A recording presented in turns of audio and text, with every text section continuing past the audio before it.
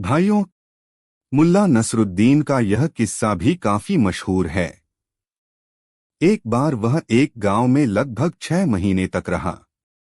वह अपनी हाजिर जवाबी, कुशाग्र बुद्धि और हंसी मजाक के लिए काफी प्रसिद्ध हो गया था। यह आवाज सुनते ही मुल्ला नसरुद्दीन बुरी तरह चौंक पड़ा। यह आवाज उसे कुछ जानी पहचानी सी लगी। यह आवाज हल्की और भर्राई हुई थी। उसे लगा कि उसने कुछ समय पूर्व ही यह आवाज सुनी है, मगर कब और कहां? दिमाग पर काफी जोर डालने के बाद भी उसे याद नहीं आया। वह कह रहा था, एक रोज की बात है। उस प्रांत के अधिकारी ने उस गांव में अपना एक हाथी भिजवा दिया, जहां की मुल्ला नसरुद्दीन रहता था। अधिकारी ने आदेश दिया कि हाथी के खाने पीने का कुल इंतजाम गांव वालों को ही करना होगा। यह हाथी अपनी भारी खुराक के लिए काफी विख्यात था। वह एक समय में 50 गट्ठर चरी, 50 गट्ठर जौ, 50 गट्ठर मक्का और 100 बोझ चारा खा जाता था। इसका नतीजा यह हुआ कि 15 दिन में ही गांव वालों के खेत खलिहान खाली हो गए।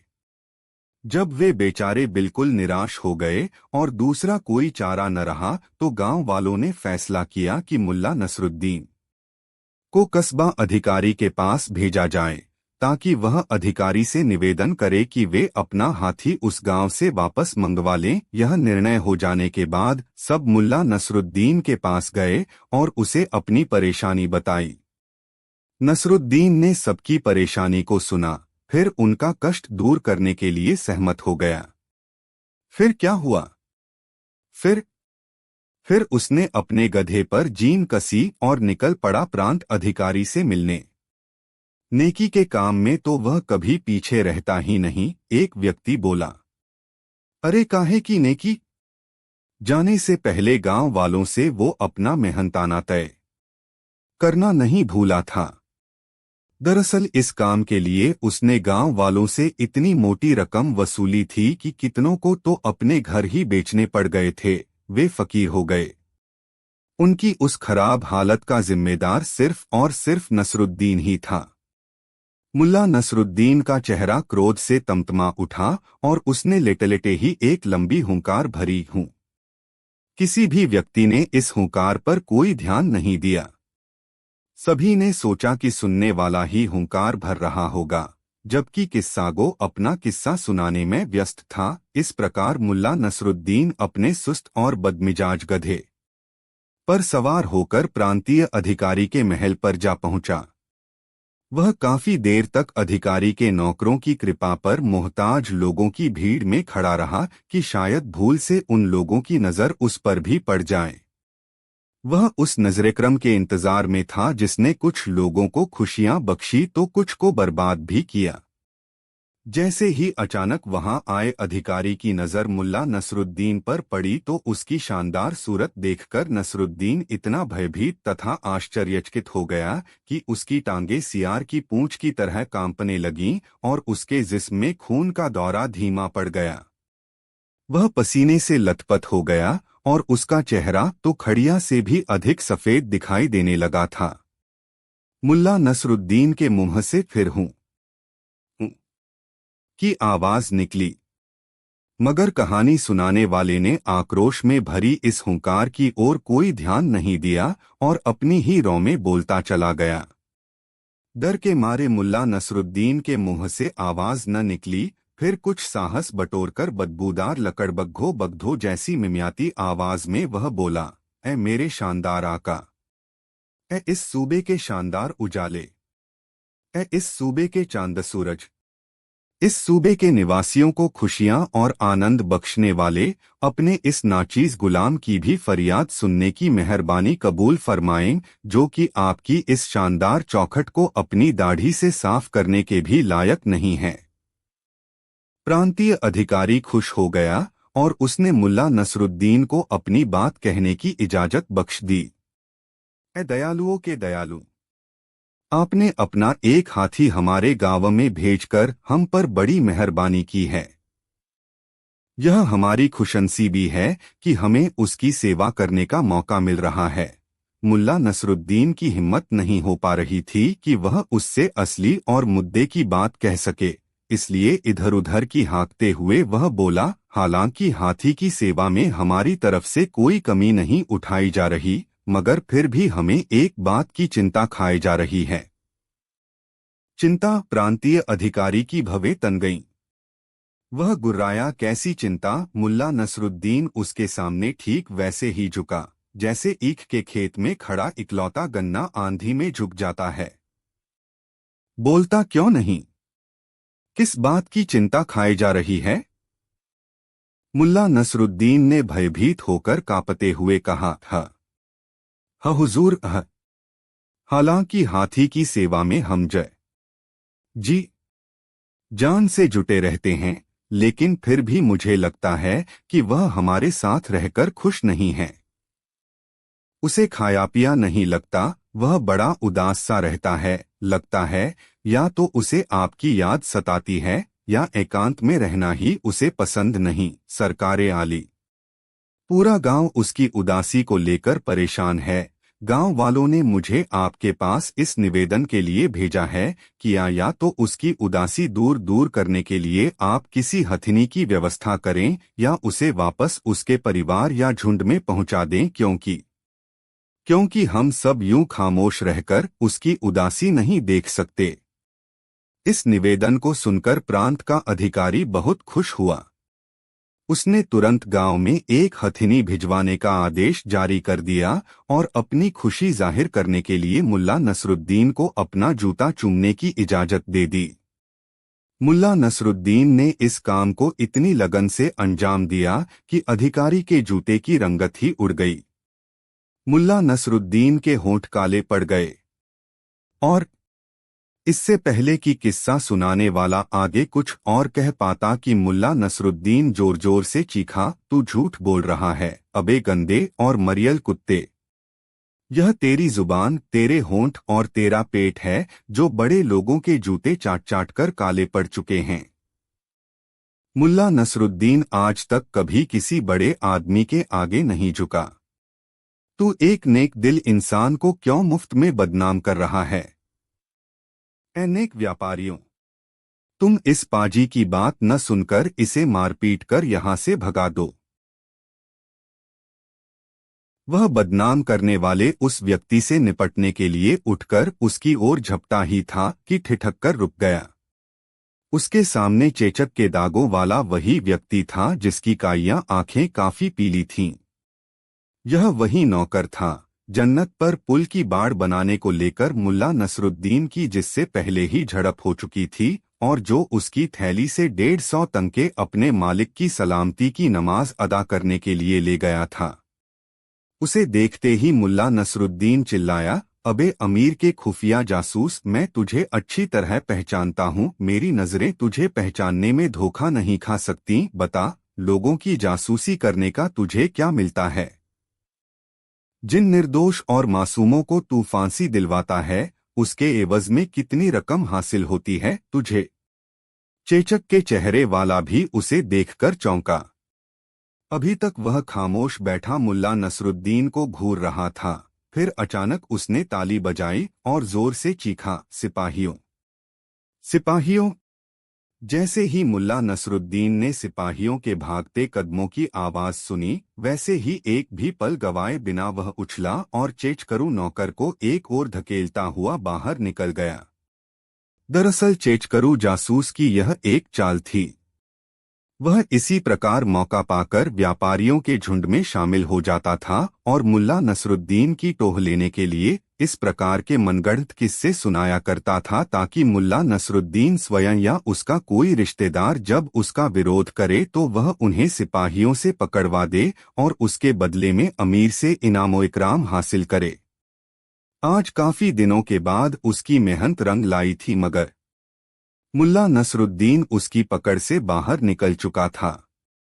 थोड़ा आगे बढ़ने पर उसे चौराहे के दूसरी ओर पहरेदारों के कदमों की आवाज सुनाई पड़ी। उसने जिस तरफ से भी निकलना चाहा, सामने सिपाही ही दिखाई दिए। एक पल के लिए मुल्ला नसरुद्दीन को लगा कि आज उसका बच निकलना मुश्किल है, लानत है मुझ पर, आज बुरा फंसा। ए मेरे वफादार गधे, तू कहाँ है? लगता है आज तेरे मेरे बिछुड़ने का समय आ गया है, मुल्ला नसरुद्दीन बड़बड़ाया। मगर तभी एक ऐसी आश्चर्यजनक घटना घटी जिसकी किसी को भी आशा नहीं थी। आज भी बुखारा वाले इस घटना को याद करते हैं। यह एक ऐसी घटना थी जिसे आसानी से नहीं भुलाया जा सकता। इस घटना से बुखारा वासियों को काफी माली नुकसान उठाना पड़ा था। गधे के कानों में न जाने कैसे अपने मालिक की कातर आवाज पड़ गई और वह उछलकर बड़ी ही इंकलाबी आवाज में रेंका। फिर वह खूंटा तोड़कर अपने मालिक की ओर भागा। जैसे ही वह बरसाती से बाहर की तरह लपका, वैसे ही एक बड़ा ढोल भी उसके साथ साथ आने लगा। दरअसल अंधेरे में बिना देखे भाले नसरुद्दीन ने उसे एक ढोल के कुंदे से बांध दिया था। यह वह ढोल था जिसे त्योहारों आदि के मौके पर बजा जाकर चाय खाने का मालिक अपने ग्राहकों को आकर्षित करता था। वही ढोल एक पत्थर से जा टकराया, फलस्वरूप एक तेज आवाज हुई। गधे ने पीछे मुड़कर देखा। इस बार ढोल दाईं ओर एक बच्ची से टकरा गया। फिर तेज आवाज हुई, ढम्म। गधे ने सोचा कि कोई शैतान उसके मालिक को छोड़कर उसके पीछे आ रहा है। अब उनकी खैर नहीं। यह ख्याल मन में आते ही वह भयभीत हो उठा और बुरी तरह रेंकता हुआ पूंछ उठाकर बाजार की ओर भागा। रास्ते में करीब 50 से 60 ऊंटों का एक काफिला चीनी मिट्टी के बर्तन और तांबे की चादरें लादे चला आ रहा था। उन ऊंटों ने बुरी तरह रेंकते और धमकने गमकने वाले इस जानवर को अपनी ओर आते देखा तो वे भी घबराकर इधर उधर भाग निकले। घबराहट और बेतरतीब भागने के कारण उन पर रखा सामान जमीन पर गिर गिरकर चकनाचूर होने लगा। अजीब सी हौलनाक आवाजें वातावरण में सुनाई देने लगीं। बाजार में दूर जो लोग थे उन्होंने समझा कि बाजार में बलवा हो गया है। आथ वे जिधर मुंह उठा उधर ही भाग लिए और फिर देखते ही देखते पूरे बाजार में ही नहीं बल्कि आसपास की गलियों में भय और आतंक छा गया। खनखनाहट, रेंकना, टिनटिनाहट, बर्तनों के गिरने की आवाज, चीख पुकार, बिल्कुल नर्क जैसा माहौल बन गया था।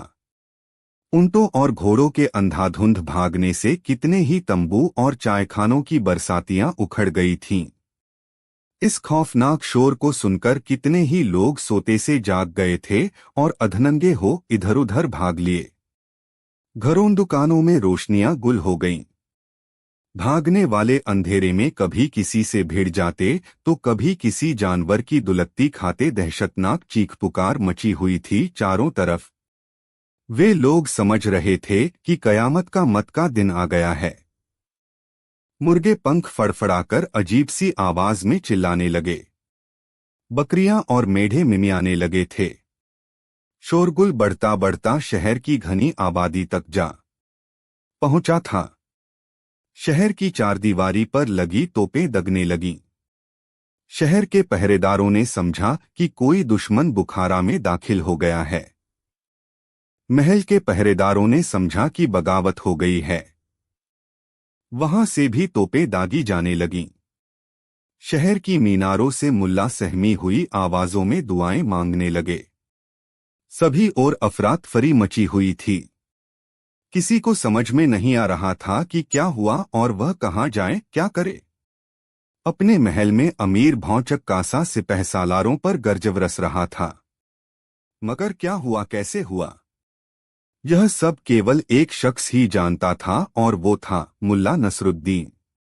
वह बौखलाए ऊंटों व घोड़ों से बचताब चाहता उस दिशा में भाग रहा था जिधर यह खौफनाक शोर पैदा करता उसका गधा भागा जा रहा था। मगर लाख कोशिशों के बावजूद वह गधे को पकड़ नहीं पाया। उसकी यह दौड़ तब तक चलती रही जब तक कि उसके गधे और ढोल को जोड़ने वाली रस्सी टूट न गई।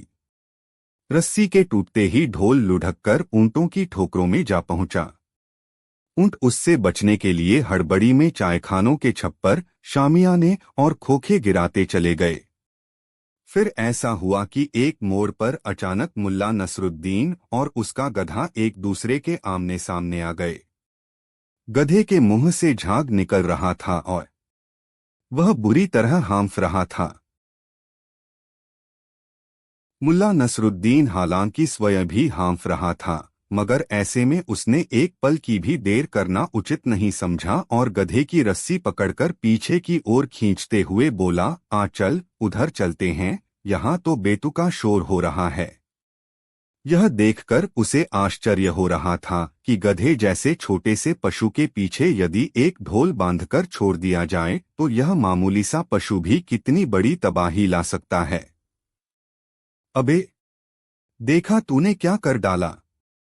यह सच है कि ये बवाल फैलाकर तूने मुझे सिपाहियों से बचाया है, फिर भी बहुत से गरीब इस अफरातफरी में तबाह हो गए होंगे और उन बेचारों को संभलते संभलते सुबह हो जाएगी। खैर, अब हमें कोई ऐसी जगह तलाशनी होगी जहां हमारे आराम में किसी प्रकार का कोई विघ्न न पड़े। और फिर वह सोचने लगा कि ऐसी कौन सी जगह है जहां वे दोनों चैन से रात गुजार सकें। काफी सोच विचार के बाद वह इस निर्णय पर पहुंचा कि उसे बुखारा के एकमात्र कब्रिस्तान में ही चैन मिल सकता है।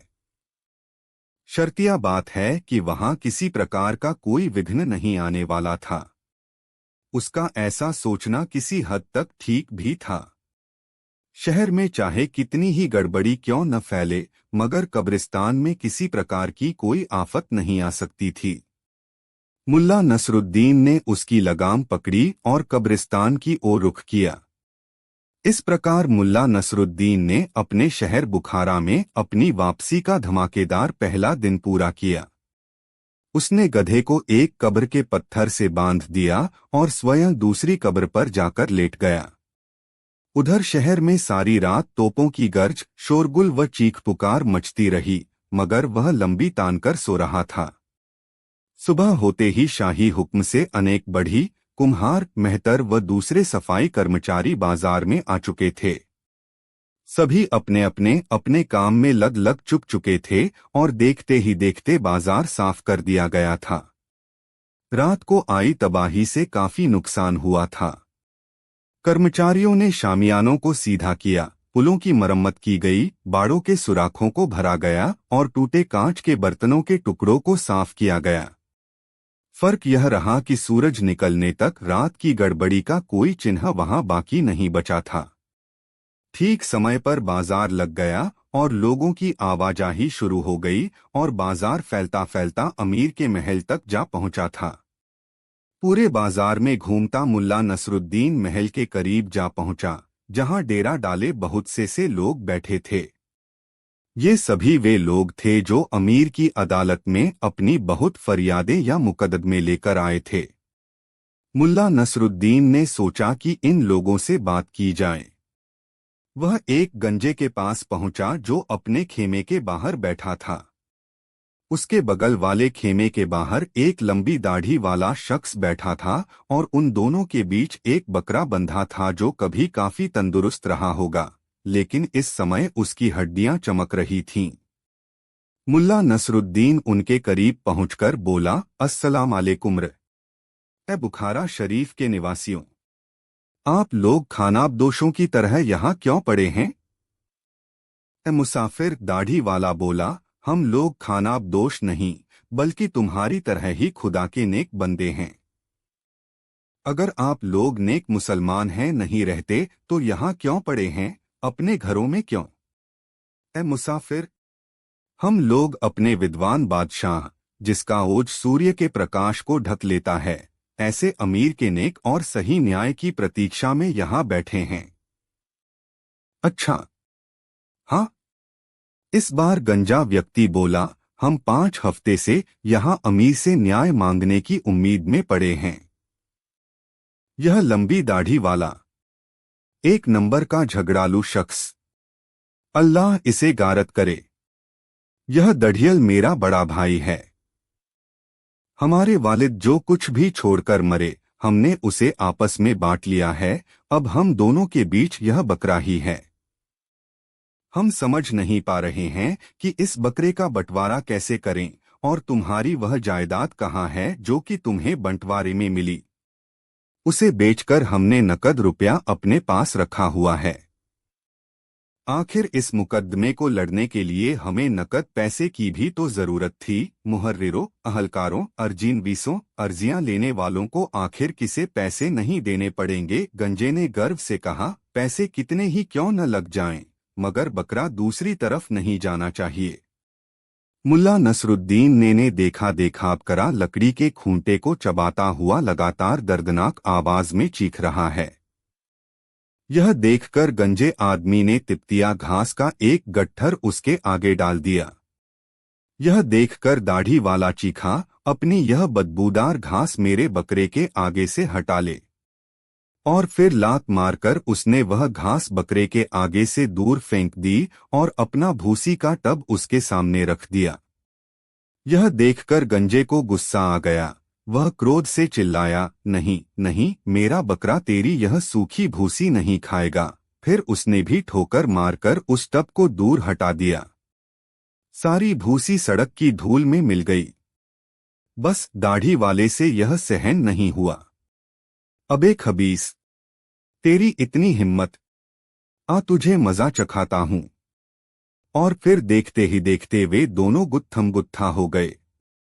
वे एक दूसरे को गालियां बकते हुए जमीन पर लोटपोट हो गए थे।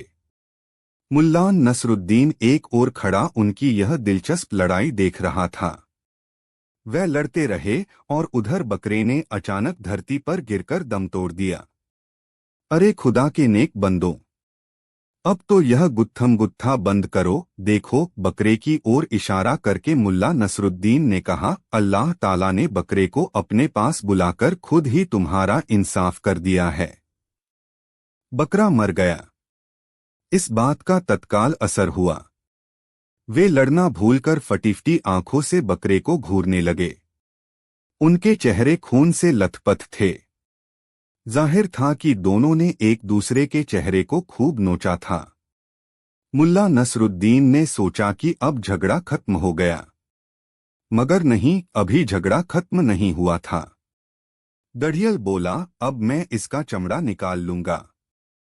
इसका चमड़ा मैं निकालूंगा क्योंकि यह बकरा मेरा है, इसकी खाल मैं ही लूंगा। अवे यह बकरा मेरा है गंजे। और फिर इस प्रकार तू मैं करते वे एक बार फिर एक दूसरे से गुथ गए। दाढ़ी वाले की दाढ़ी नोच ली तो दाढ़ी वाले ने उसके गंजे सिर पर, गंजे ने दाढ़ अपने नाखून गड़ा दिए। मुल्ला नसरुद्दीन समझ गया कि ये दोनों ही पागल हैं। आठ वह आगे बढ़ गया। मुल्ला नसरुद्दीन अभी कुछ कदम ही आगे बढ़ा था कि उसे सामने से वही लोहार आता दिखाई दिया जिसने सूदखोर जाफर को बचाने पर भला बुरा कहा था। उसे देखते ही मुल्ला नसरुद्दीन खुशी से बोला, सलाम लोहार भाई, देखो हम फिर मिल गए। हालांकि मैं अभी अपना वादा पूरा नहीं कर पाया हूं, मगर पूरा जरूर करूंगा। मगर तुम यहाँ कैसे? क्या तुम भी अमीर की अदालत में कोई फरियाद लेकर आए हो? हाँ, गमगीन लहजे में वह बोला, मैं लोहारों की बस्ती की एक शिकायत लेकर आया हूँ। शिकायत? मुल्ला नसरुद्दीन भौंचक्का सा होकर बोला, क्या अमीर शिकायतें भी सुनते हैं? खैर, शिकायत क्या है लोहार भाई? हमें 15 सिपाही मिले हैं जिन्हें 3 महीने तक खिलाने पिलाने का जिम्मा हमारा था, मगर 1 साल होने को आया, वे अभी हमारे सिर पर सवार हैं। यहाँ हमारा ही गुजारा बामुश्किल होता है, हम उन्हें भला कैसे खिलाएं? हम तो बड़ी मुश्किल में फंसे हैं। तभी एक दूसरा व्यक्ति भी वहां आ गया। वह रंगरेजों की बस्ती से आया था। उसने कहा, मैं रंगरेजों की बस्ती से आया हूं, हम पर 26 सिपाहियों का जिम्मा है।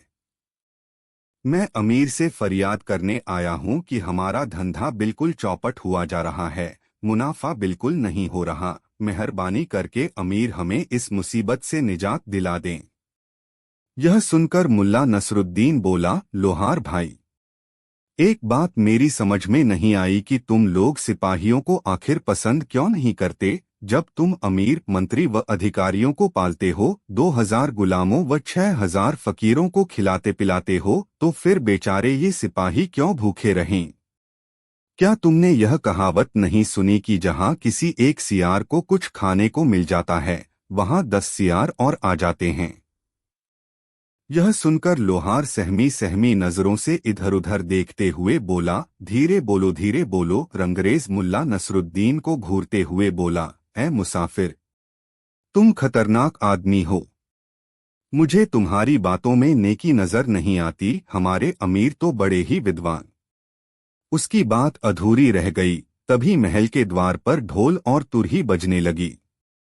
महल के फाटक खुलने लगे। सारे खेमे में हलचल सी मच गई। चारों ओर से फुसफुसाहट भरी आवाजें सुनाई देने लगीं। अमीर अमीर। लोग महल के फाटक की ओर बढ़ने लगे ताकि नजर भरकर अमीर के दीदार कर सकें। मुल्ला नसरुद्दीन ने भी आगे बढ़कर एक सुविधाजनक जगह तलाश कर ली ताकि अमीर की अदालत का नजारा कर सके। फाटक से पहले नकीब दौड़ते हुए निकले।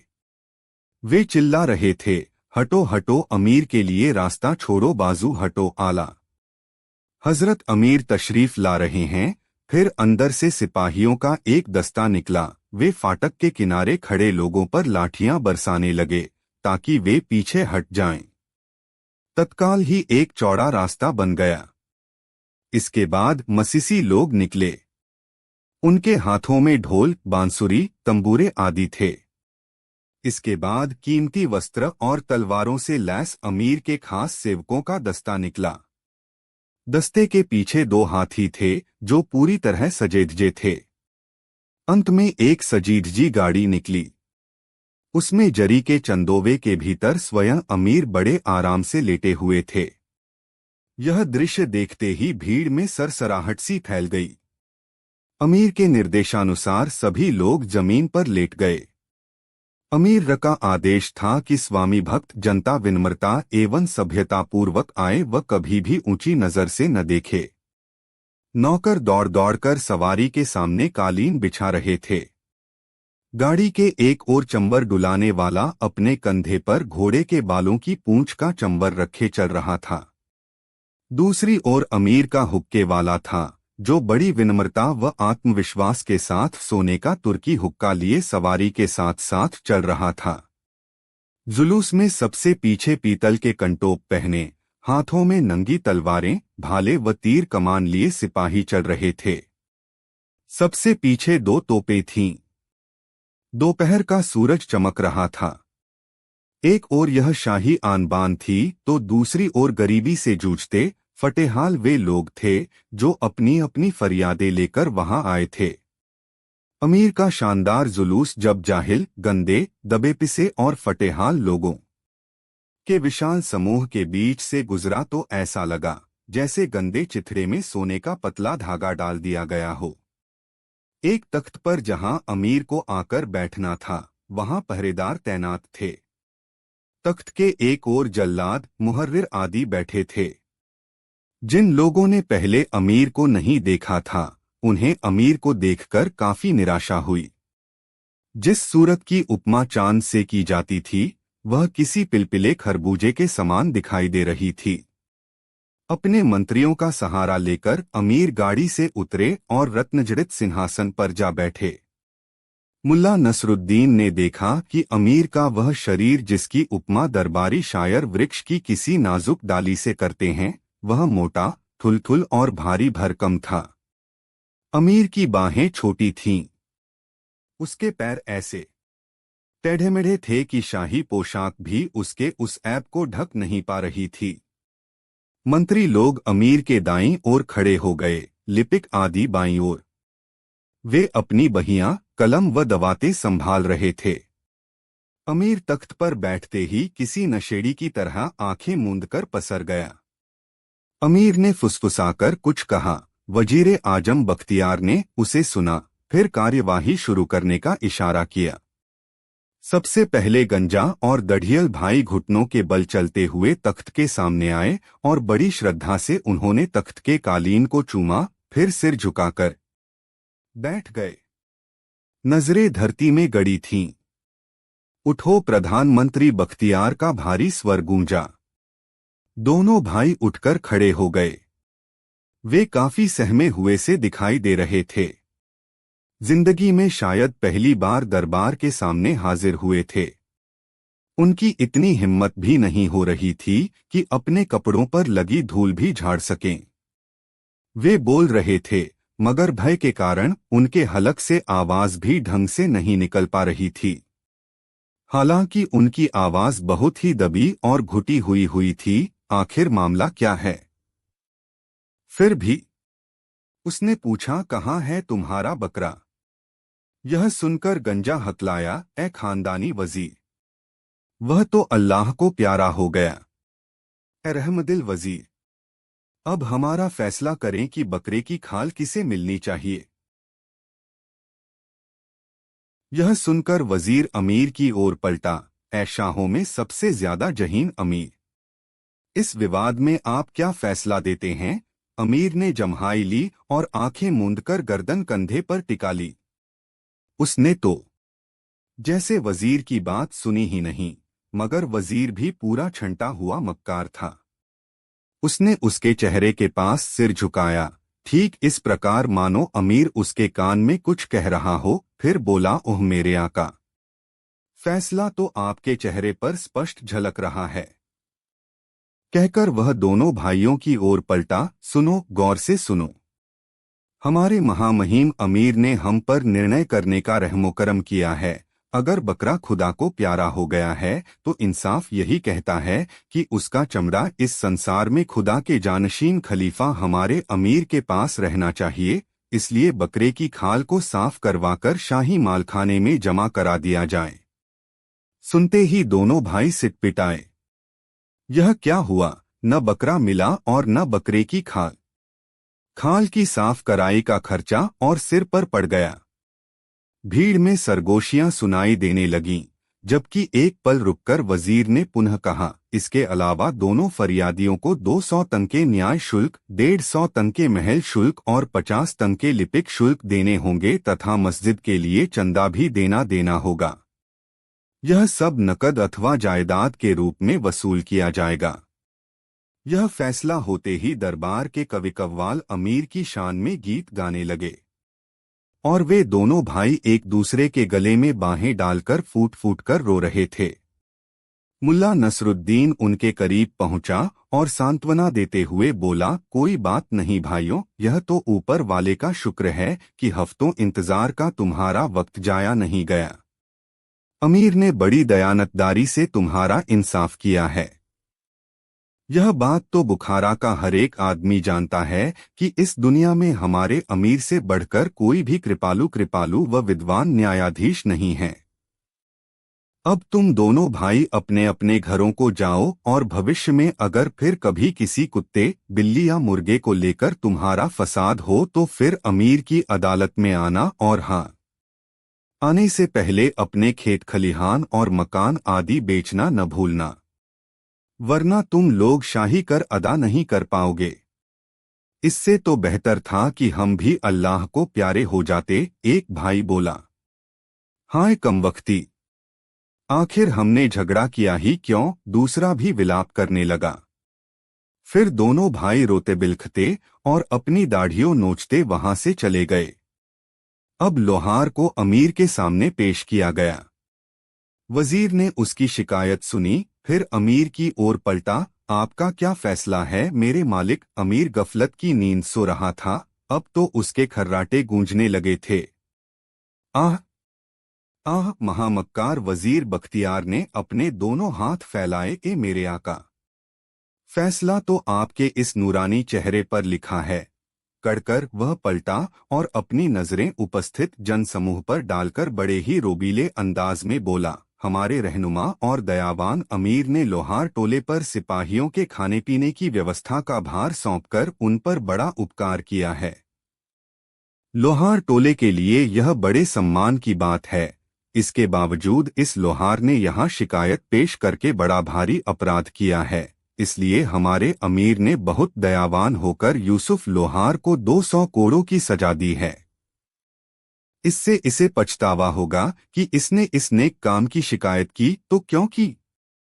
इसके अलावा 25 सिपाही और लोहार टोले पर भेजे जाते हैं ताकि वे लोग अमीर के रहमोकरम व विद्वता की प्रशंसा करने से न चुकें। अल्लाह ताला हमारे अमीर आका को लंबी उम्र बख्शे ताकि वे जिंदगी भर अपनी प्रजा की खिदमत करते रहें। वजीर बख्तियार के खामोश होते ही साज बज उठे और कव्वाल अमीर की तारीफ के गीत गाने लगे। सिपाही यूसुफ लोहार को पकड़कर जल्लादों के करीब ले गए जो अब तक अपने कोड़े फटकार रहे थे। लोहार पेट के बल चटाई पर लेट गया और जल्लाद उसकी नंगी पीठ पर कोड़े बरसाने लगे, सटाक सटाक सटाक। कुछ ही देर में लोहार की पीठ की खाल की धज्जियां उड़ गईं। उसकी पीठ पर हड्डियां ही हड्डियां नजर आने लगीं। आसपास खड़े लोग आतंक से जड़ हो गए, लेकिन लोहार भी अपनी किस्म का इकलौता शख्स था। वह न चीख रहा था न चिल्ला रहा था। जब वह उठा तो उसके होठों से काला फेन बह रहा था। आसपास खड़े लोगों में मुल्ला नसरुद्दीन भी था जो अपने करीब खड़े एक रंगसाज से कह रहा था, रंगसाज, तुम किस बात का इंतजार कर रहे हो? अब तुम्हारा भी नंबर आने वाला है। तुम में भी तो अमीर से कोई शिकायत करने वाले हो न। उसके हुक्म से ऐसी ही खिदमत तुम्हारी भी होगी। रंगसाज ने जोरों से थूक गटका। उसकी आंखों में आतंक और खौफ के साए लहरा रहे थे। उसने एक नजर मुल्ला नसरुद्दीन पर डाली, फिर एक नजर जल्लादों को देखा। अगले ही पल वह पलटा और भीड़ को चीरता हुआ वहां से 9-2-11 हो गया। उधर प्रधानमंत्री बख्तियार तेजी से मामले निपटा रहा था। न्याय से उसे कोई सरोकार नहीं था। उसका तो एक ही उद्देश्य था कि किसी भी प्रकार अमीर के खजाने में अधिक से अधिक धन आए। उधर जल्लाद अपने काम में मशरूफ थे। उनके एक ओर सजा पाने वालों की कतार लग गई थी, जिनमें बच्चे, बूढ़े और औरतें सभी थे। हंटरों की सटाक सटाक की आवाज और चीख चिल्लाहट का क्रम बदस्तूर जारी था। सजा मिलने वालों की हालत देखकर बाकी लोग दहशत से कांप रहे थे। सजा पाने वालों में एक 10 वर्ष का बच्चा भी था, जिसे इस कारण कोड़ों की सजा दी गई कि उसने अमीर के महल के सामने वाली जमीन को अवैध रूप से गीला कर दिया था। सजा पाने वाले अपराधियों की हालत देखकर उस मासूम की रूह फना हो रही थी। वह कांप रहा था, रो रहा था। आंसुओं से उसका भोला भाला चेहरा तर हो चुका था। उसकी हालत देखकर मुल्ला नसरुद्दीन के चेहरे पर क्रोध एवं रहम के मिलेजुले भाव दिखाई देने लगे। एकाएक ही वह जोर से बोला, वास्तव में यह बच्चा बड़ा ही खतरनाक है। ऐसे अपराधियों को सुधारने में अमीर ने जिस काबिलियत का परिचय दिया है, वह काबिले तारीफ है। इस तरह के अपराधी काफी खतरनाक होते हैं, क्योंकि ये अपने मासूम चेहरे से अपने इनकलाबी विचारों को जाहिर नहीं होने देते। इसके अलावा मैंने एक बाल अपराधी और भी देखा था जो केवल 4 साल का था। उसने इससे भी ज्यादा खतरनाक काम किया था कि अमीर के महल की दीवार के ठीक नीचे गंदगी फैला दी थी। ऐसे अक्षम्य अपराधों के लिए तो मृत्युदंड भी कम है। अपराधी को सजा देने में उम्र कोई बहाना नहीं है। हमारे बुखारा में तो बुराइयां इस कदर खतरनाक होकर उभर रही हैं कि उनके विषय में सुनकर ही दिल खौल जाता है। मगर खैर, मेरा दिल कहता है कि ये तमाम बुराइयां अमीर के सिपाही और जल्लादों की कोशिशों के मद्देनजर जल्दी ही खत्म हो जाएंगी। मुल्ला नसरुद्दीन इस प्रकार बोलता जा रहा था मानो कोई मुल्ला मजहबी पैगाम दे रहा हो। उसकी बातें सुनने में तो अमीर के हक में लग रही थीं, मगर जो लोग उन बातों की गहराई को समझ रहे थे, वे जानते थे कि मुल्ला के वे व्यंग्य किसके लिए हैं। वे अपनी गर्दन फेरकर मुस्करा रहे थे। कुछ लोग यह भी समझ चुके थे कि ये मुल्ला नसरुद्दीन ही है। मुल्ला ने कसम दोहराई। अदालत की कार्यवाही अभी चल ही रही थी कि एक ओर से कुछ सिपाही आते दिखाई दिए। उन्हें आते देखकर लोग इधर-उधर होने लगे। मुल्ला नसरुद्दीन ने सोचा कि कहीं ये जालिम मेरी फिराक में ही तो इधर नहीं आए। मगर तभी उसकी नजर कुबड़े सूदखोर जाफर पर पड़ी। उसके पीछे पीछे एक दुबला-पतला बूढ़ा लाठी टेकता चला आ रहा था। उसके साथ उसकी बुर्कापोश लड़की भी थी। वह बूढ़ा मिट्टी में लिपटा हुआ था। मुल्ला नसरुद्दीन से कुछ ही दूरी पर सूदखोर जाफर रुक गया और बिजली के नन्हे बल्ब की मानित चमकती अपनी इकलौती आंख से वहां मौजूद भीड़ को घूरते हुए चिल्लाया, जूरा, जाकिर, अहमद, चिश्ती कहाँ गए सब? अभी तो यहीं थे। अरे इस प्रकार छिप जाने से कर्ज माफ नहीं होगा। फिर अपने आप में ही बड़बड़ाता लंगड़ाता हुआ आगे बढ़ने लगा। उसके आगे बढ़ते ही लोगों में सरगोशियां होने लगीं। अरे देखो, यह कुबड़ा नयाज कुम्हार और उसकी बेटी को भी अदालत में खींच लाया।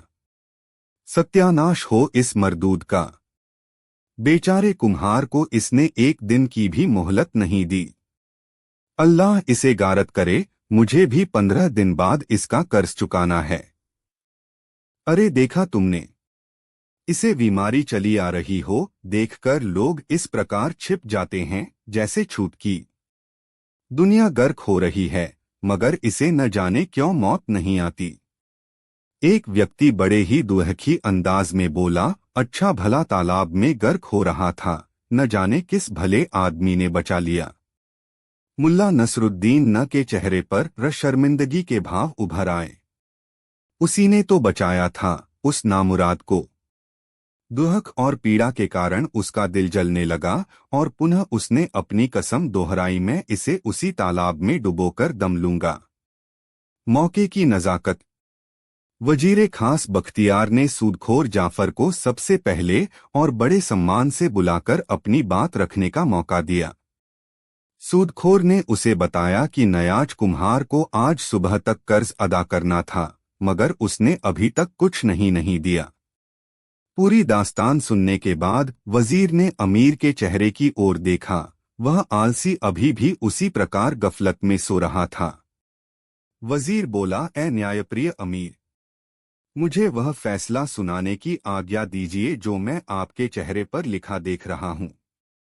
फिर वह नयाज कुम्हार की तरफ पलटा। यहाँ के कानून के अनुसार जो भी व्यक्ति ठीक समय पर अपना कर्ज नहीं चुकाता, वह उस समय तक कर्ज देने वाले की गुलामी करेगा, जब तक कि अपना कर्ज व गुलामी के समय का खर्च न चुका दे। फैसला सुनते ही नयाज कुम्हार का सिर झुक गया। भय और आशंका ने उसे कांपने पर विवश कर दिया। यह अन्यायपूर्ण फैसला सुनकर लोगों के हलक से ठंडी सांस निकली। अपने चेहरे के भावों को छिपाने के लिए उन्होंने चेहरे घुमा लिए। कुम्हार की लड़की के हलक से सिसकियां उबल पड़ी।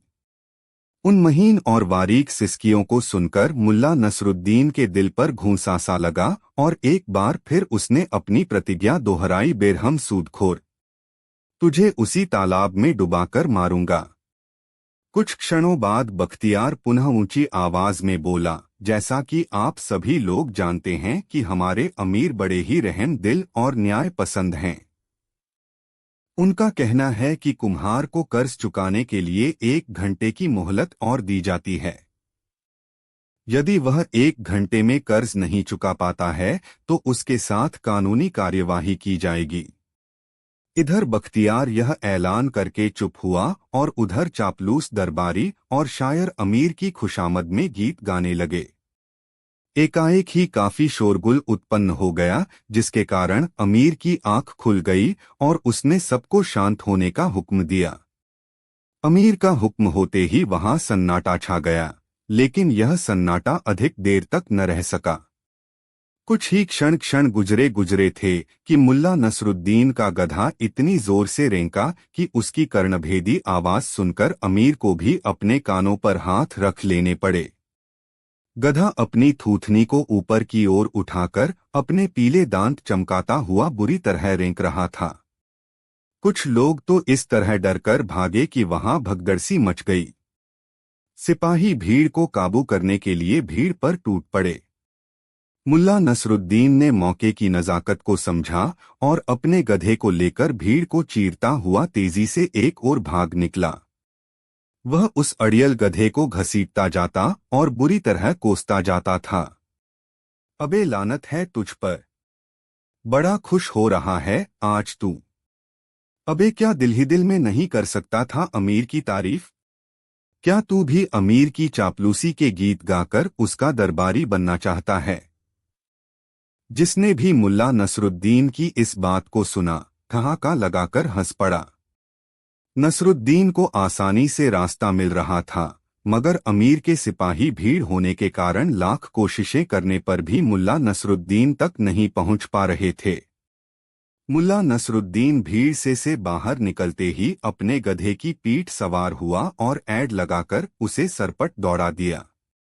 पर मुल्ला नसरुद्दीन का नसीब अच्छा था जो सिपाही उस तक न पहुंच पाए, अन्यथा शांति भंग करने के जुर्म में उस पर न केवल बेहिसाब कोड़े बरसते बल्कि उसका गधा भी हमेशा के लिए उससे छीन लिया जाता। नयाज कुम्हार, उसकी बेटी गुलजान और सूदखोर जाफर अमीर की अदालत से कुछ दूर आकर तन्हाई में एक पेड़ के नीचे रुक गए।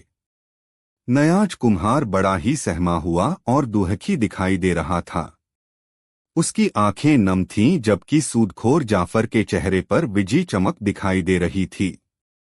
वृक्ष के नीचे रुककर उसने गुलजान को संबोधित किया, ऐ मेरे ख्वाबों की मलिका, ऐ प्यारी गुलजान, 1 घंटा बीतना भी क्या बीतना, अब तक तेरा बाप मेरा कर्ज नहीं चुका पाया तो भला 1 घंटे में कौन सा करिश्मा हो जाएगा। लिहाजा अब तू अपने आप को मेरे कब्जे में समझ, क्योंकि अमीर का फैसला मेरे हक में हुआ है। मैं तेरा आशिक हूँ, तेरे हुस्न की एक झलक ने ही मुझे तेरा दीवाना बना दिया है।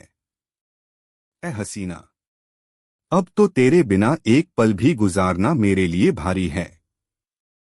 अब से ठीक 1 घंटे बाद तू मेरे घर आ जाएगी।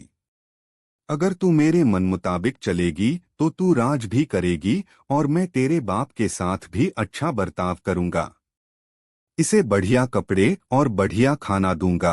अगर तूने मेरी भावनाओं को ठेस पहुंचाई या मेरे प्यार का जवाब प्यार से न दिया तो मैं तेरे बाप से इतना सख्त कौम लूंगा कि उसकी रूह तक कांप उठेगी।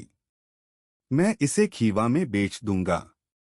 ये तू अच्छी तरह जानती है कि वहां गुलामों के साथ कैसा व्यवहार किया जाता है। इसलिए मेरी प्यारी गुलाजन, इस मदमाते रूप यौवन को तू मेरे हवाले कर दे।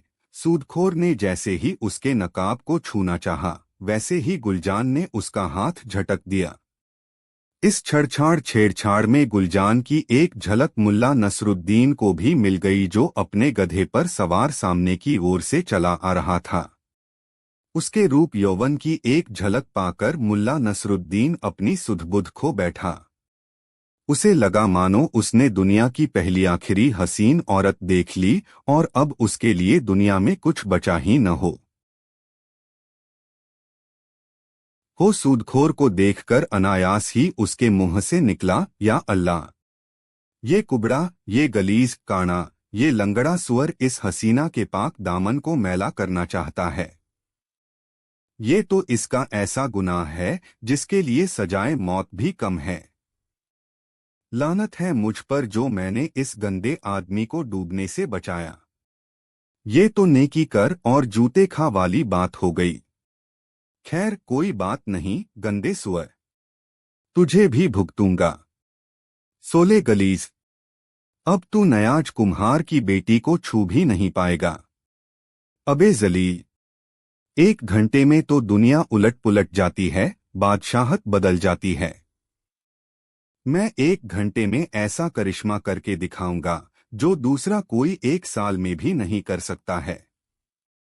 बड़बड़ाते हुए उसने पुनः सूदखोर की तरफ देखा। वह कह रहा था, ऐ नयाज, 1 घंटे के बाद अपनी बेटी के साथ इसी पेड़ के नीचे मिलना। ठीक 1 घंटे बाद मैं तुमसे यहाँ आकर मिलूंगा। छिपने या भागने की कोशिश मत करना, मैं तुम्हें सागर की गहराइयों से भी निकालने की कुव्वत रखता हूँ। और हाँ गुलजान, इस बात को एक बार फिर ठीक से समझ लो कि तुम्हारे वालिद की बाकी जिंदगी तुम्हारी समझदारी पर ही टिकी हुई है। यह कहकर सूदखोर गुलजान के ख्यालों में डूबा एक ओर चल दिया। बूढ़ा कुम्हार और उसकी बेटी थककर वृक्ष के नीचे ही बैठ गए। नयाज कुम्हार की आंखों में चिंता के साए लहरा रहे थे। तंकों का बंदोबस्त। सूदखोर जाफर गुलजान और नयाज कुम्हार से अभी कुछ ही दूर गया था कि मुल्ला नसरुद्दीन उन दोनों के पास आ पहुंचा और बोला, बुजुर्गवार, अमीर की अदालत में मैंने तुम्हारा मुकदमा भली भांति सुना। मुझे बड़ा दुख है कि तुम लोग इस समय बड़ी मुसीबत में हो। ऐ मेरे बुजुर्ग, मुझसे जो हो सकेगा तुम्हारी मदद करूंगा। अल्लाह पर भरोसा रखो, वह बड़ा करिश्मासाज है। नयाज कुम्हार ने एक नजर ऊपर से नीचे तक मुल्ला नसरुद्दीन को देखा, फिर उसके चेहरे पर दिखाई देती निराशा में वृद्धि होती चली गई। वह बोला, ऐ भले मुसाफिर, तुम्हारे कपड़ों पर लगे पैबंद तुम्हारी कहानी खुद कह रहे हैं। इन्हें देखकर मैं कैसे विश्वास करूं कि तुम इस बुरे वक्त में मेरी मदद करोगे। मेरा कर्जा कोई छोटा मोटा नहीं है बेटे, पूरे 400 तंकों की जरूरत है मुझे। मेरे तो सारे मित्र और सगे संबंधी भी गरीब हैं जो कि सूदखोर के सताए हुए हैं। कोई भी रईस मेरा मित्र नहीं है जो इस मौके पर मेरी मदद करे। सुनो मेरे आदरणीय बुजुर्ग, बुखारा के रईसों से तो मेरी भी कोई दोस्ती नहीं है, मगर फिर भी मैं पूरा कोशिश करूंगा कि तुम्हारे गमों को दूर कर सकूं। नहीं, नयाज कुम्हार ने निराशा से इनकार में सिर हिलाया। नहीं, तुम मेरी मदद नहीं कर सकते अजनबी। भला 1 घंटे में 400 तंके तुम कहां से जुटाओगे? ऐसी अनहोनी की उम्मीद तो सिर्फ मुल्ला नसरुद्दीन से ही की जा सकती है। ए अजनबी, इस बार गुलजान का सिसकियों से लबरेज स्वर उभरा, खुदा के वास्ते हमें इस जालिम सूदखोर के कहर से बचा लो। हम जीवन भर तुम्हारा एहसान नहीं भूलेंगे। मुल्ला नसरुद्दीन ने देखा कि सिसकती गुलजान का मदमाता यौवन उसकी फटी पुरानी पोशाक से बाहर निकलने को बेताब है, लेकिन उसके चेहरे पर नयाज 1 घंटे के बाद अपनी बेटी के साथ इसी पेड़ के नीचे मिलना। ठीक 1 घंटे बाद मैं तुमसे यहां आकर मिलूंगा। छिपने या भागने की कोशिश मत करना, मैं तुम्हें सागर की गहराइयों से भी निकालने की कुव्वत रखता हूं। और हां गुलजान, इस बात को एक बार फिर ठीक से समझ लो कि तुम्हारे वालिद की बाकी जिंदगी तुम्हारी समझदारी पर ही टिकी हुई है। यह कहकर सूदखोर गुलजान के ख्यालों में डूबा एक ओर चल दिया। बूढ़ा कुम्हार और उसकी बेटी थककर वृक्ष के नीचे ही बैठ गए। नयाज कुम्हार की आंखों में चिंता के साए लहरा रहे थे। तंकों का बंदोबस्त। सूदखोर जाफर गुलजान और नयाज कुम्हार से अभी कुछ ही दूर गया था कि मुल्ला नसरुद्दीन उन दोनों के पास आ पहुंचा और बोला, बुजुर्गवार, अमीर की अदालत में मैंने तुम्हारा मुकदमा भली भांति सुना। मुझे बड़ा दुख है कि तुम लोग इस समय बड़ी मुसीबत में हो। ऐ मेरे बुजुर्ग, मुझसे जो हो सकेगा तुम्हारी मदद करूंगा। अल्लाह पर भरोसा रखो, वह बड़ा करिश्मासाज है। नयाज कुम्हार ने एक नजर ऊपर से नीचे तक मुल्ला नसरुद्दीन को देखा, फिर उसके चेहरे पर दिखाई देती निराशा में वृद्धि होती चली गई। वह बोला, ऐ भने मुसाफिर, तुम्हारे कपड़ों पर लगे पैबंद तुम्हारी कहानी खुद कह रहे हैं। इन्हें देखकर मैं कैसे विश्वास करूं कि तुम इस बुरे वक्त में मेरी मदद करोगे। मेरा कर्जा कोई छोटा मोटा नहीं है वेट, पूरे 400 तंकों की जरूरत है मुझे। मेरे तो मारे मित्र और सगे संबंधी भी गरीब हैं जो कि सूदखोर के सताए हुए हैं। कोई भी रईस मेरा मित्र नहीं है जो इस मौके पर मेरी मदद करे। सुनो मेरे आदरणीय बुजुर्ग, बुखारा के रईसों से तो मेरी भी कोई दोस्ती नहीं है, मगर फिर भी मैं पूरी कोशिश करूंगा कि तुम्हारे गमों को दूर कर सकूं।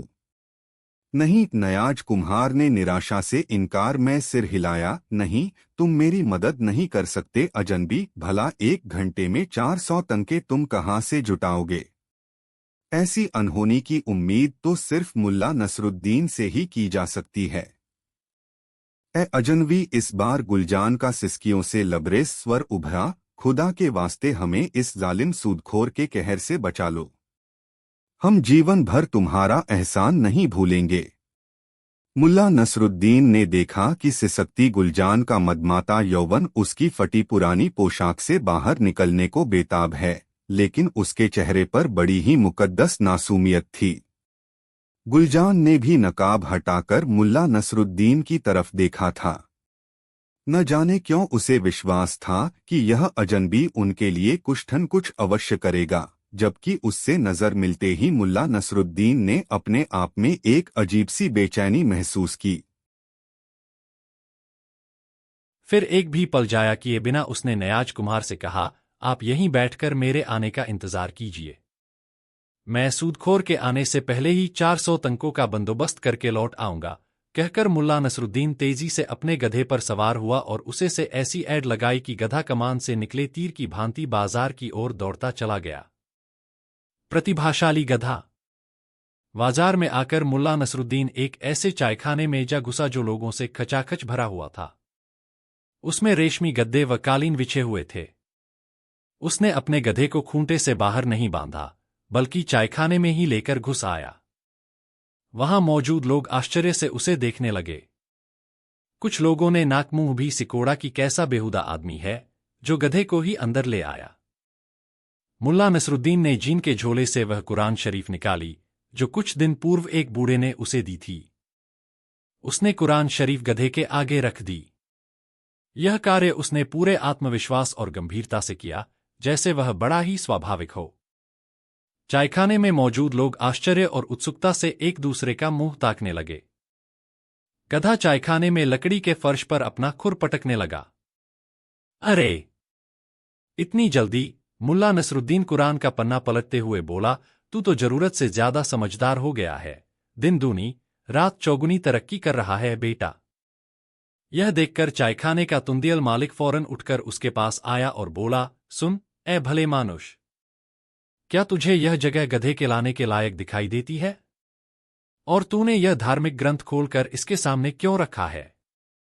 मेरे दोस्त, मैं इस गधे को धर्मज्ञान सिखा रहा हूं।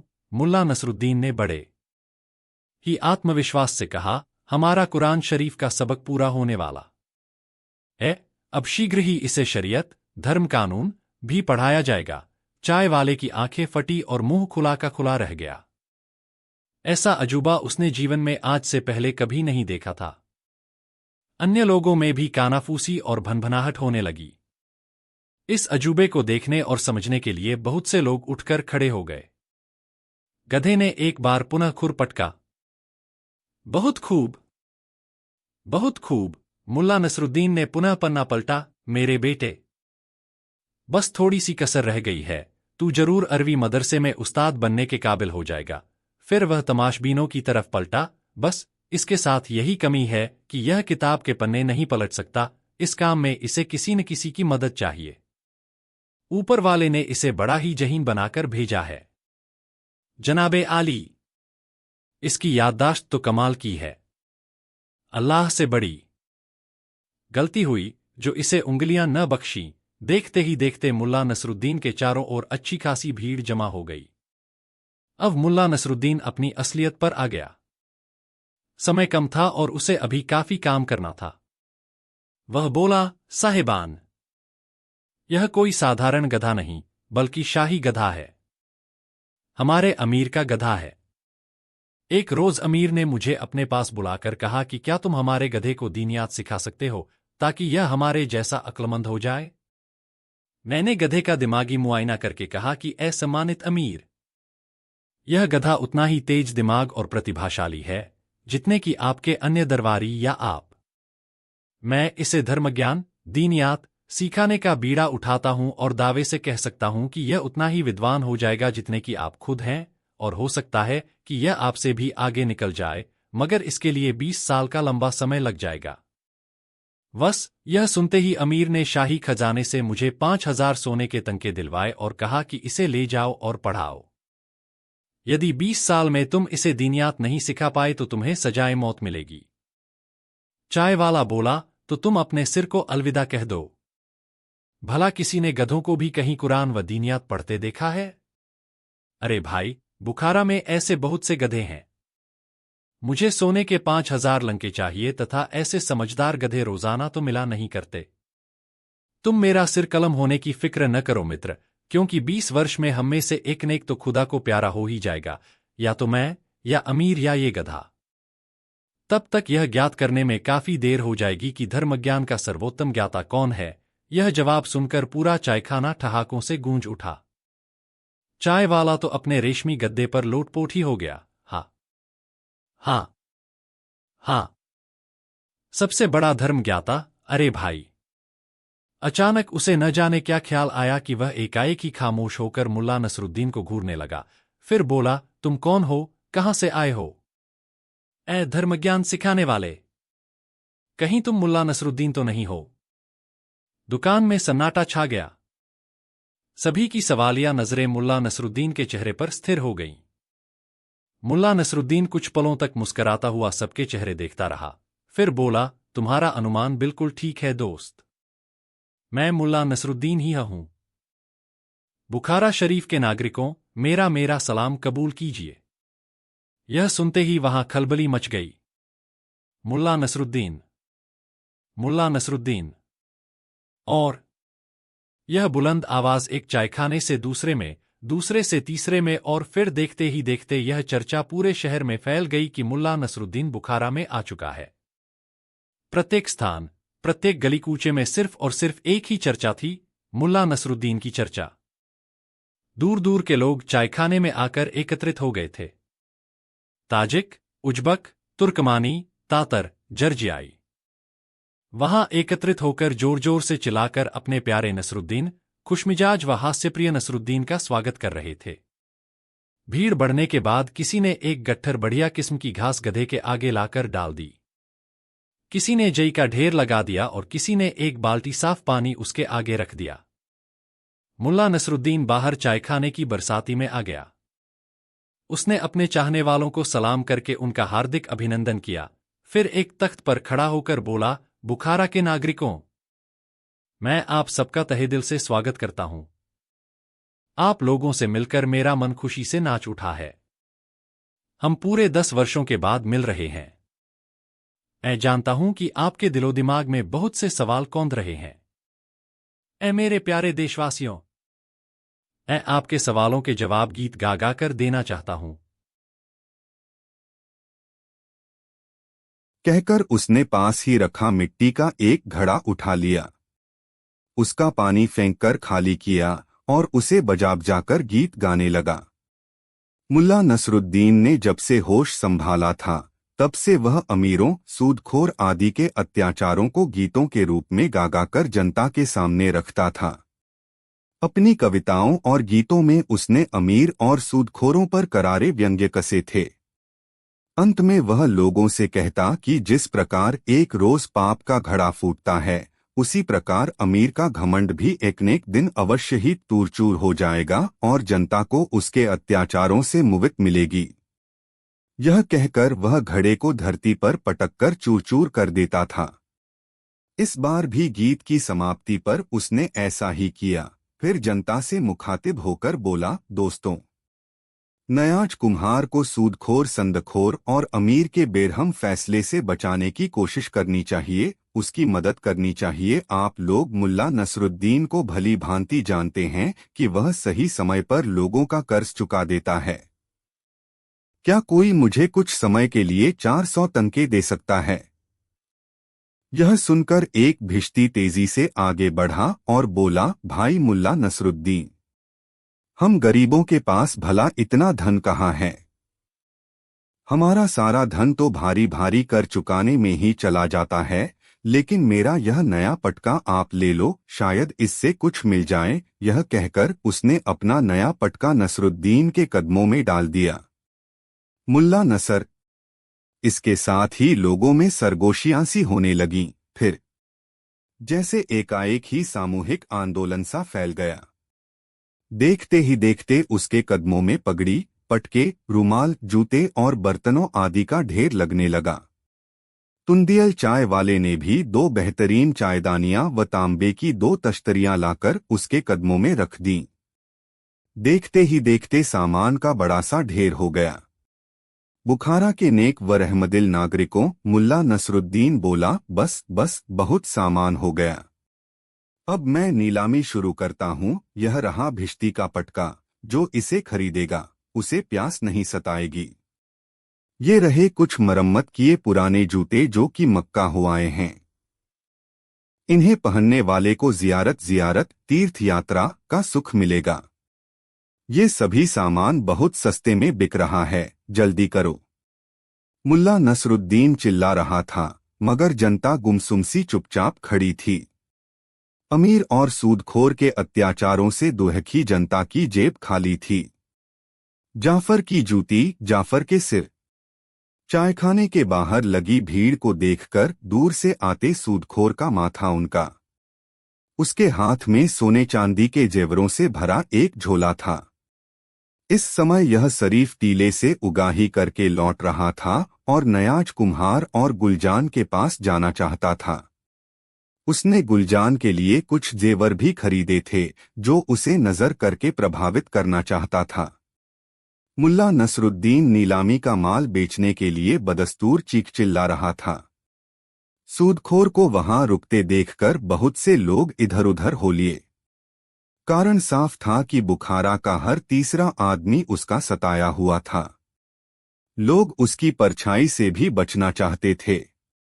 इतना सारा माल देखकर सूदखोर को लालच आ गया और उसने सोचा कि औने पौने दामों में यह माल खरीदकर वह अच्छा मुनाफा कमा सकता है। आठ मुल्ला नसरुद्दीन से मुखातिब होकर वह बोला, अरे तुम तो वही हो जिसने कल मुझे पानी में डूबने से बचाया था और मैंने तुम्हें आधा तंका इनाम में दिया था। आज तो तुम यहाँ व्यापारी बने बैठे हो। इतना माल इतनी जल्दी तुम्हारे हाथ कैसे लगा? ए सम्मानित जाफर, यह आपके द्वारा कल दिए गए आधे तंके का ही कमाल है। उसी आधे तंके से जोड़ तोड़ करके मैंने यह व्यापार शुरू किया है। देखा, यह सब कुछ तुम्हें मेरी री बदौलत हासिल हुआ है। मेरे आधे घेतंके से तुम्हें इतना लाभ हुआ जिसकी कल्पना तुम सपने में भी नहीं कर सकते थे। बोलो, इस सारे माल का क्या लेना पसंद करोगे? सूदखोर जाफर माल को उलटने पलटने लगा। 600 तनके हुजूर, सिर्फ 600 तनके। सूदखोर जाफर ने आंखें तरेरी, क्या तुम मुझे अजनबी समझते हो? इस मामूली से माल की इतनी बड़ी रकम? सही सी बताओ, मेरी तुम्हारी यह कोई नई मुलाकात नहीं है। मेरी वजह से तुम व्यापारी बने हो और मुझसे ही इतनी रकम मांगते उन्हें शर्म नहीं आ रही। मेरी नजर में तो यह 200 तनकों से ज्यादा का माल नहीं है। कहो तो मजदूर को बुलाऊं। गुस्सा तो मुल्ला नसरुद्दीन को बहुत आया, लेकिन उसने जरा नरमी से काम लेते हुए कहा, जाफर साहब, माल तो 600 तनके का ही है, लेकिन आपकी मैं दिल से बड़ी इज्जत करता हूं, इसलिए आप सिर्फ 500 ही दे दीजिए। अरे, लगता है जब से तेरे पास आधा तनका आया है तू आदमी को आदमी नहीं समझता। तेरा तो वही हाल है कि चूहे को हल्दी की गांठ क्या मिली कि वह पंसारी बन बैठा।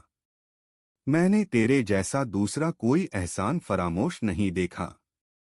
मत भूल कि आज तू जो कुछ भी है मेरी बदौलत है। अपने प्रति एहसान फरामोश शब्द सुनकर मुल्ला नसरुद्दीन के तनबदन में आग लग गई। वह भड़ककर बोला, अबे सूदखोर, आधा तनका तूने मुझे खैरात में नहीं दिया, मैंने अभी तेरी जान बचाई थी। तू आज मेरी वजह से ही जिंदा है। मैंने तुझे उस समय बचाया जब तू जिंदगी और मौत के बीच झूल रहा था और देखने वाले तुझे बद्दुआएं दे रहे थे। अगर मैं तुझे न बचाता तो लोग अब तक तुझे खाक में मिला चुके होते। बता, किस लिए तूने मुझे एहसान फरामोश कहा?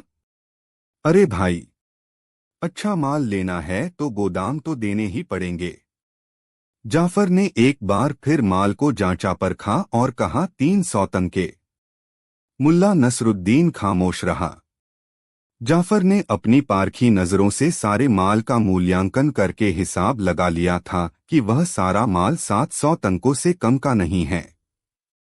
वह फिर बोला 350 तंके। इस बार मुल्ला नसरुद्दीन बोला, चलो आपकी इज्जत करता हूँ, इसलिए सारा माल 400 तंकों में दे दूंगा। ये इसी समय का सौदा है, बाद की कोई गारंटी नहीं है। 450 जाफर अभी भी अपनी हाके जा रहा था। 400 वह भी सिर्फ तुम्हारे लिए। और इस प्रकार खींचतान करते करते सौदा 400 तंकों में पट ही गया। उसने तके मुल्ला नसरुद्दीन के हवाले करते हुए कहा, खुदा कसम, मैंने इस माल की दुगुनी कीमत दी है। अरे ओ झल्ली वाले, फिर उसने चौथाई तंके में एक झल्ली तय की और चल दिया। मुल्ला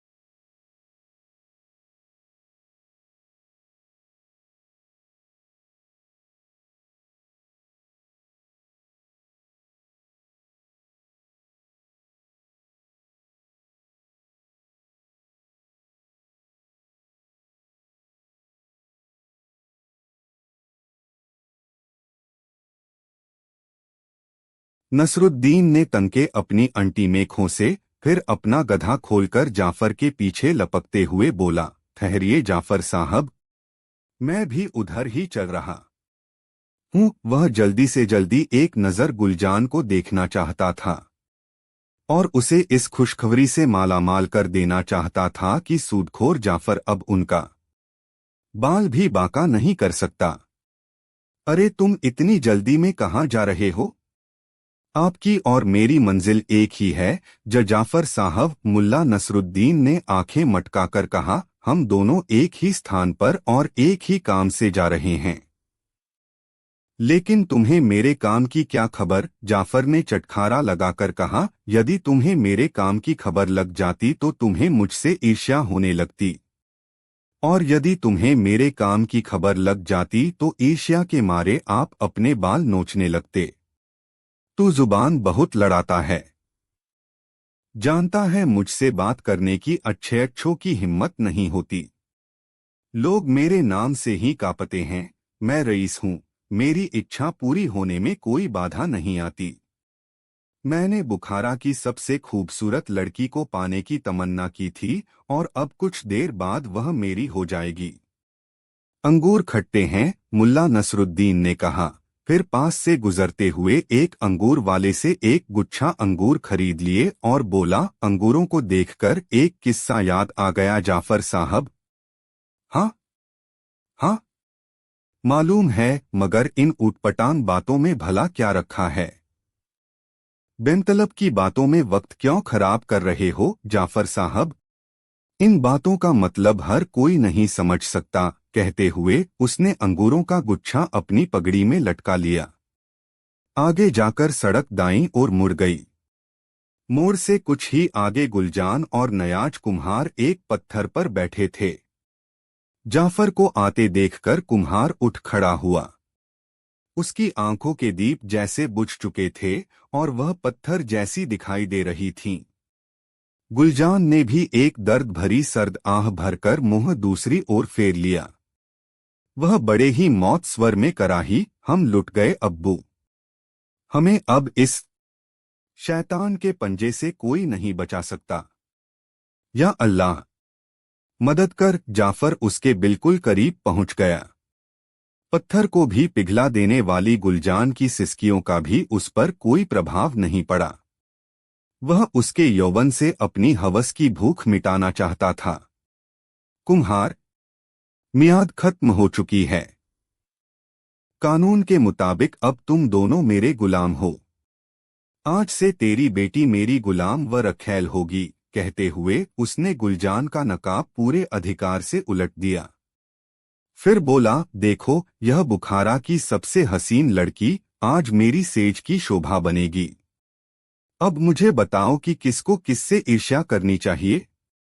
मैं मानता हूं कि यह लड़की बेपनाह खूबसूरत है, लेकिन क्या आपके पास कुम्हार की रसीद है? बड़े सब्र से मुल्ला नसरुद्दीन ने उससे पूछा। हाँ हाँ है, क्यों नहीं, जाफर ने कहा। यह देखो, बिल्कुल पक्की रसीद है। कर्ज की रकम व अदा करने की तारीख साफ साफ पढ़ लो और ये देखो, नीचे कुम्हार के अंगूठे का निशान भी है। जाफर ने रसीद दिखाते हुए कहा। मुल्ला नसरुद्दीन ने उसके हाथ से रसीद ले ली। तब तक गुलजान को रोते सिसकते देखकर कुछ राह चलते लोग भी वहां रुक गए थे। मुल्ला नसरुद्दीन ने रसीद पर नजर डालकर कहा, हाँ, रसीद तो बिल्कुल ठीक है। तुम रसीद के अनुसार अपनी रकम गिनो और चलते बनो। कहकर उसने एक दो गवाहों को भी टोका। जरा ठहरिए हुजूर, जरा इस अदायगी के गवाह बनते जाइए। कहकर मुल्ला नसरुद्दीन ने रसीद के टुकड़े करके हवा में उड़ा दिए और वही 400 तंके जो उसने जाफर से हासिल किए थे, जाफर के हवाले कर दिए। कुम्हार व उसकी बेटी की खुशियों का ठिकाना न रहा। सूदखोर जाफर क्रोध से पागल होने जैसी स्थिति में पहुंच गया। गवाहों ने एक दूसरे को आंख मारी। वे जाफर की हार पर मंद मंद मुस्करा रहे थे।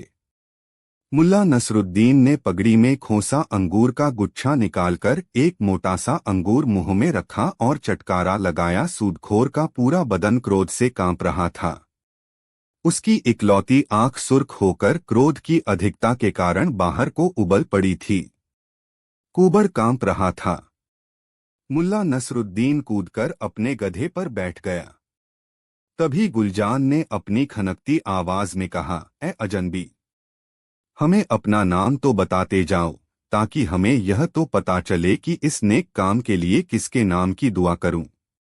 आखिर मैं भी तो सुनूं कि तेरा नाम क्या है, ताकि मैं तेरे लिए दिल खोलकर बदुआ कर सकूं। क्रोध से कांपता हुआ जाफर भी बोला। गर्व और खुशी से दमक रहा था मुल्ला नसरुद्दीन का चेहरा। उसने बुलंद आवाज में कहा, सुनो जाफर, बगदाद हो या तेहरान, इस्तांबुल हो या बुखारा, लोग मुझे एक ही नाम से जानते हैं और वह है सबका प्यारा, सबका दुलारा, मुल्ला नसरुद्दीन। यह नाम सुनते ही सूदखोर जाफर को ऐसा लगा मानो उसके वजूद पर बिजली गिर पड़ी हो। आश्चर्य और भय से उसका चेहरा सफेद पड़ गया। उसने झल्ली वाले को आगे की ओर धकेल कर कहा, भागो, जल्दी भागो, सिर पर पैर रखकर भागो। मुल्ला नसरुद्दीन हमारे पीछे पड़ा है, जल्दी भागो। वह गोली की भांति भागा।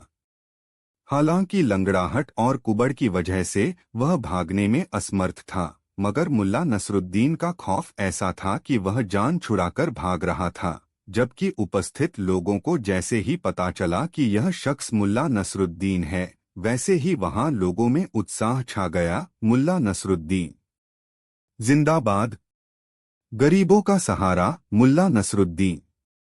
गुलजान भी अपना चेहरा नकाब में छिपाए खुदा से दुआ कर रही थी कि या अल्लाह, अपने इस नेक बंदे को मेरी बाकी उम्र दे दे। उसका बाप नयाज कुम्हार भी कुछ ऐसी ही दुआएं मांग रहा था। जाफर रोता बिलखता अमीर की अदालत की ओर जा रहा था। बदहवासी और पागलपन में वह अपने सिर के बाल नोच रहा था। लोगों की बुलंद आवाजें पिघलते शीशे की भांति उसके कानों से टकरा रही थीं। हमारा प्यारा मुल्ला नसरुद्दीन, सबका दुलारा, मुल्ला नसरुद्दीन।